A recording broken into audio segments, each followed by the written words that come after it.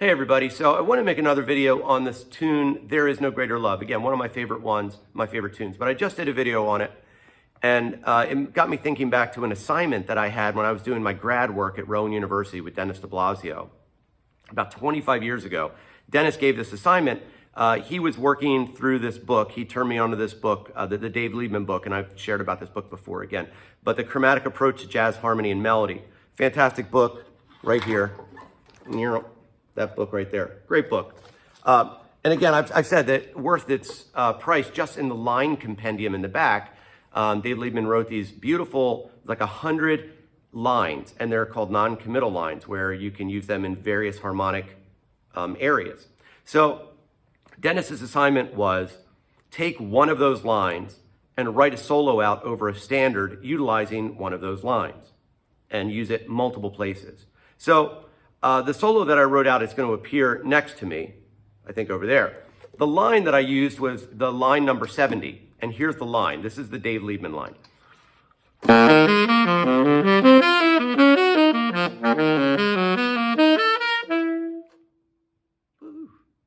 All right, let me play it again.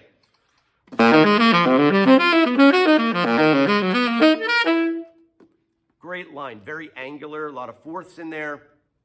So one of my favorite standards is There's No Greater Love. So I picked that standard and wrote a solo out and utilized this line in the solo, and it'll be next to me here. So let me play it for you, but let me play the melody first all the way through with a couple of embellishments, and then I'm gonna play that solo. Ready? 1, 2, 1.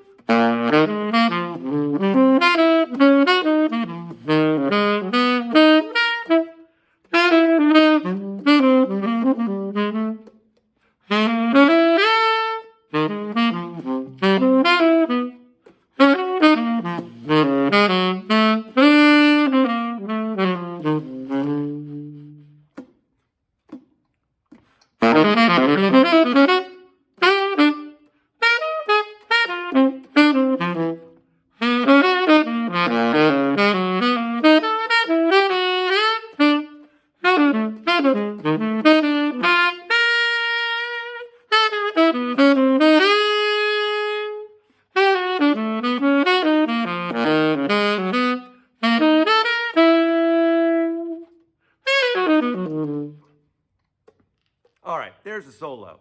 A little weird, right? But, pretty cool. The line is totally cool. So let me just show you a couple of places. Obviously, the line that in the solo that you can see next to me, you'll see like pencil marked brackets.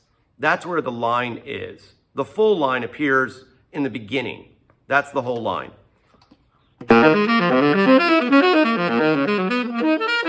That's the line. Now, what I tried to do in this is utilize tension and release, right? So this line is very chromatic, not diatonic at all, at least not diatonic sounding at all. So I tried to get some more in playing next to the out. So the tension and then the release. So if you notice the line the first time I did it, then over the G13 in the second bar, I did like a standard bebop, which I think I messed up when I played the solo, but that's standard language. So I tried to go like out, in, out, in. So, because the beginning is a little bit out as well. That's a little out too. I like it, but it's a little out. So notice another device that I used. Look at the third bar down over the C major 7. This is what I've talked about before. I made a video on this. This I utilized a B major triad over that C major 7. Now I've come to find out that this chord, this one, people just call that a diminished major 7. I know it. I don't know why I've never thought about that. It makes perfect sense. That's what it is. Diminished major 7. But if I think like a B major triad, and I just add the C in there. So that's the idea that I did there. And then you see that I displaced the line. I doubled the time up on the line in like the 5th bar down there, the 16th notes. I displaced octaves at the end of that line. So I really tried to work the line as many ways as I could, because that was the assignment that Denis DiBlasio had us do. You know, get that line in as many ways as you can.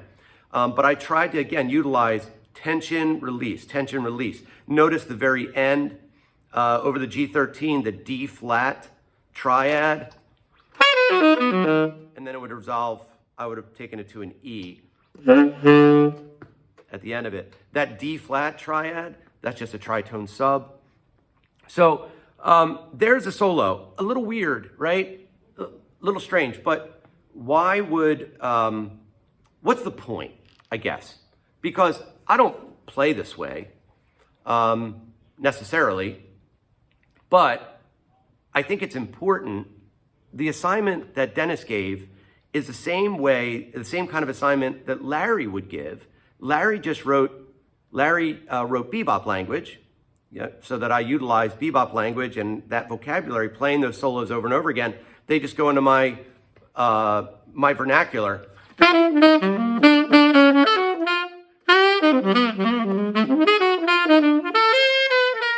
You know, all those kind of bebop-y lines. Like, I hear them because I play them over and over again. I heard Larry play them. I heard, obviously, recordings, Charlie Parker and, you know, Sonny Stitt and you name it. All bebop people that I've listened to over the years, all of that seeps in, right? But if I was to listen to a lot of, like, Dave Liebman and guys like that, and heard this type of angular playing all the time, that would seep into my playing. So again, the goal is that I would be utilizing this line and I play it over and over again, not so that I just memorize a line and put it in all 12 keys, because by the way, I didn't do that. However, I think utilizing the line for shape purposes, like this is an angular line in fourths.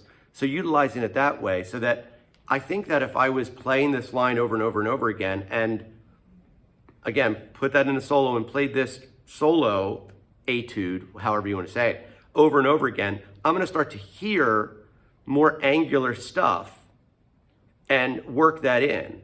Now, I think the way that this stuff works, and this is just my opinion, I think if you play out, great.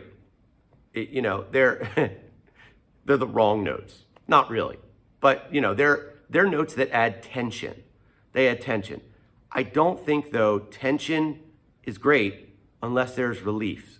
There's some type of release, right? So it's the same thing in life. If you're always under stress and then never have a stress release, well, that's pretty stressful. So for the listener, again, you don't want to just be like thinking about yourself as you play. For the listener, adding tension is great, but then there's got to be some kind of release. So that's what I tried to do in this solo, to varying degrees of success. But I think in music, playing these kind of lines, cool, awesome. And I'm not against it. I don't necessarily do it all that often. And quite honestly, I'm not good at it, right? Like, this is not something I've really studied. There are so many players that are just absolutely phenomenal at this type of playing. I'm not one of them, but I totally appreciate it. And I think the purpose of it is tension, release, tension, release. Now, some people who are listeners don't want any kind of tension. They just want all the beautiful notes, you know? But even Larry, even in his beautiful notes, Larry McKenna would still have tension, right? Because there are chromatic enclosures and all kinds of stuff. It's just that it doesn't stretch the ear quite as far as like this Dave Liebman line does. All right. So there you go. There is no greater love. Hopefully you get the idea of the tension and release. And that's really how I utilize some of these Liebman lines, just to open my ears up to hear more angular things, especially when I'm just playing nothing but like bebop kind of, bebop-y kind of lines all the time, and I want to stretch a little bit. All right. Hope it helps. Hope you're well.